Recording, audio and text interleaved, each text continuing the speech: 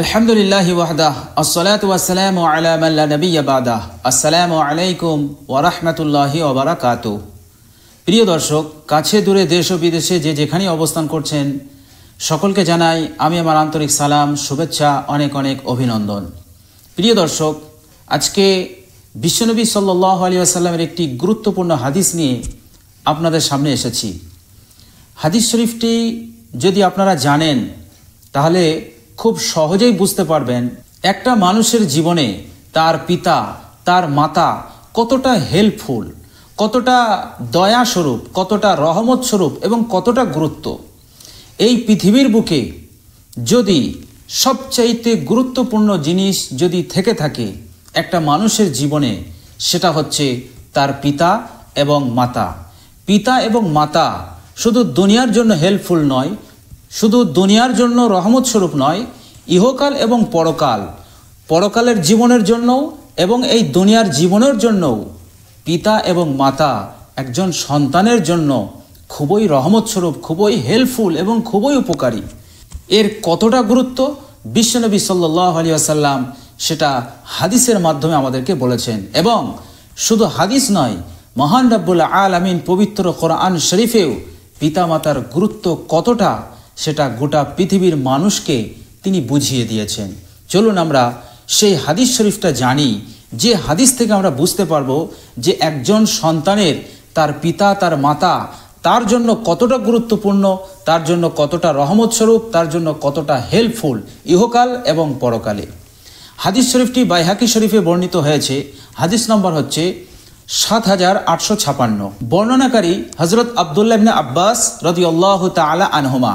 তিনি বলছেন, আল্লাহ রাসূলুল্লাহ সাল্লাল্লাহু আলাইহি ওয়াসাল্লাম কল, রাসূলুল্লাহ সাল্লাল্লাহু আলাইহি ওয়াসাল্লাম বলেছেন যে মা মিন ওয়ালাদিন বাররিন, কোনো নেক সন্তান, কোনো ইমানদার সন্তান যদি ইয়ানজুরু ইলা ওয়ালিদাইহি নাজরাতা রাহমাহ, যদি তার পিতা এবং মাতার প্রতি নেক দৃষ্টি দেয়, অর্থাৎ মহব্বতের নজরে দেখে, শ্রদ্ধার নজরে দেখে, ভালোবাসার নজরে দেখে, কোনো সন্তান যদি তার পিতা মাতার চেহারার দিকে নেক নজর দেয়, অর্থাৎ মহব্বতের দৃষ্টিতে দেখে, শ্রদ্ধার দৃষ্টিতে দেখে, সম্মানের দৃষ্টিতে দেখে, ভালোবাসার দৃষ্টি দিয়ে দেখে, তো আল্লাহর নবী সাল্লাল্লাহু আলাইহি ওয়াসাল্লাম কি বলছেন, ইল্লা কাতাবাল্লাহু লাহু বিকুল্লি নজরাতিন হাজ্জাতাম মাবরুরাহ। বিশ্বনবী সাল্লাল্লাহু আলাইহি ওয়াসাল্লাম বলছেন, ওই সন্তানের জন্য আল্লাহ সুবহানাহু ওয়া তাআলা একটা করে মকবুল হজের সওয়াব তাকে দেওয়া হবে। বলুন সুবহানাল্লাহ। প্রত্যেক দৃষ্টির বিনিময়ে মকবুল হজ, মকবুল হজ মানে যে হজ 100% আল্লাহ সুবহানাহু ওয়া তাআলার দরবারে কবুল হয়ে গেছে। একটা মানুষ যখন লাখ লাখ টাকা খরচ করে হজে যান, কিন্তু সে কখনোই গ্যারান্টি দিয়ে বলতে পারবে না যে আমার হজ 100% কবুল হয়েছে। এটা গ্যারান্টি দিয়ে কেউ বলতে পারবে না। কিন্তু আল্লাহ সুবহানাহু ওয়া তাআলা বলছেন যে কোনো সন্তান যদি তার পিতামাতার প্রতি ভালোবাসার একটা নজর দিয়ে দেখে, ভালোবাসার দৃষ্টি দেয়, আল্লাহ সুবহানাহু ওয়া তাআলা বলছেন যে তার প্রত্যেক দৃষ্টির বিনিময়ে হাজ্জাতাম মাবরুরাহ, একটা মকবুল হজের সওয়াব তাকে দেওয়া হবে। বলুন সুবহানাল্লাহ। যে হজ 100% কবুল হয়ে গেছে। সাহাবাই কিরাম রিজওয়ানুল্লাহি আজমাইন যখন এই কথাটা শুনলেন, তারা আশ্চর্যজনিত হয়ে গেছিলেন, খুবই আশ্চর্যজনিত হয়ে গেছিলেন যে যদি কোনো সন্তান তার পিতা অথবা মাতার দিকে একবার দেখে তো একটা মকবুল হজের সওয়াব তাকে দেওয়া হবে। তো সাহাবাই কিরাম রিজওয়ানুল্লাহি আজমাইনটা জিজ্ঞাসা করলেন রাসূলুল্লাহকে, ক্বালু, জিজ্ঞাসা করেছিলেন আল্লাহ নবী সাল্লাল্লাহু আলাইহি সাল্লামকে যে ইয়া রাসূলুল্লাহ ওয়া ইন নাজারা কুল্লা ইয়াউমিন মিয়াতা মাররাতান। সাহাবারা বললেন, ইয়া রাসূলুল্লাহ, যদি কোনো সন্তান তার পিতার প্রতি অথবা তার মাতার প্রতি নেক দৃষ্টি দেয় দৈনিক 100 বার, অর্থাৎ কোনো সন্তান তার পিতামাতার প্রতি প্রতিদিন যদি 100 বার নেক নজরে দেখে, মহব্বতের দৃষ্টি দিয়ে দেখে, তাহলে তার জন্য কি 100 মকবুল হজের সওয়াব দেওয়া হবে? আল্লাহর নবী সাল্লাল্লাহু আলাইহি সাল্লাম বললেন, ক্বালা নাআম, অবশ্যই দেওয়া হবে। কোনো ব্যক্তি যদি, কোনো সন্তান যদি তার পিতার দিকে, তার মাতার দিকে প্রতিদিন 100 বার মহব্বতের দৃষ্টি দিয়ে দেখে, তো তো আল্লাহ সুবহানাহু ওয়া তাআলা তাকে 100 মকবুল হজের সওয়াব তাকে দেবেন। বলেন সুবহানাল্লাহ। বিশ্বনবী সাল্লাল্লাহু আলাইহি ওয়াসাল্লাম বললেন, কেননা আল্লাহু আকবার ওয়া আতিয়াব, আল্লাহ সুবহানাহু ওয়া তাআলা হচ্ছেন অনেক অনেক বড় এবং অধিক অধিক পবিত্র। সেই মহান রব্বুল আলামিনের ভান্ডারে কোনো কমি নাই। কোনো বান্দা, কোনো সন্তান যদি তার পিতামাতার প্রতি দৈনিক 100 বার কেন, যদি 1000 বারও দেখে, তো তার আমল নামাতে 1000 বার মকবুল হজের সওয়াব আল্লাহ সুবহানাহু ওয়া তাআলা তাকে দান করবেন। বলেন সুবহানাল্লাহ। প্রিয় দর্শক, এই হাদিস থেকে আমরা বুঝতে পারছি যে পিতামাতা একজন সন্তানের জন্য কতটা গুরুত্বপূর্ণ, কতটা হেল্পফুল এবং কতটা রহমত স্বরূপ। মাত্র একটা দৃষ্টি দেওয়াতে, মহাব্বতের নজরে দেখাতে একটা মকবুল হজের সওয়াব সেই সন্তান পেয়ে যাচ্ছে। বাড়ি বসে আপনার মকবুল হজ হয়ে যাচ্ছে। আপনার পয়সা নেই, আপনার সামর্থ্য নেই, আল্লাহ সুবহানাহু ওয়া তাআলা আপনাকে সামর্থ্য দেননি, কিন্তু বাড়ি বসে আপনি আপনার পিতামাতার দিকে মহব্বতের নজরে বারবার দেখুন। প্রত্যেক নজরের বিনিময়ে একটা মকবুল হজের সওয়াব আল্লাহ সুবহানাহু ওয়া তাআলা আপনাকে দান করবেন। আপনি 1000 বার 2000 বার দেখুন, বারবার দেখুন, যতবার দেখবেন ততবার এক নজরের বিনিময়ে একটা করে মকবুল হজের সওয়াব আল্লাহ সুবহানাহু ওয়া তাআলা আপনাকে দিয়ে দেবেন। বলুন সুবহানাল্লাহ। আল্লাহ সুবহানাহু ওয়া তাআলা পবিত্র কোরআন শরীফের মধ্যে সূরা বনী ইসরাইলের 23 নম্বর আয়াতে আল্লাহ সুবহানাহু ওয়া তাআলা বলছেন, বিসমিল্লাহির রহমানির রহিম, ওয়া কাদা রাব্বুকা আল্লা তা'বুদু ইল্লা ইয়্যাহ ওয়া বিল ওয়ালিদাইনি ইহসানা। কত সুন্দর কথা।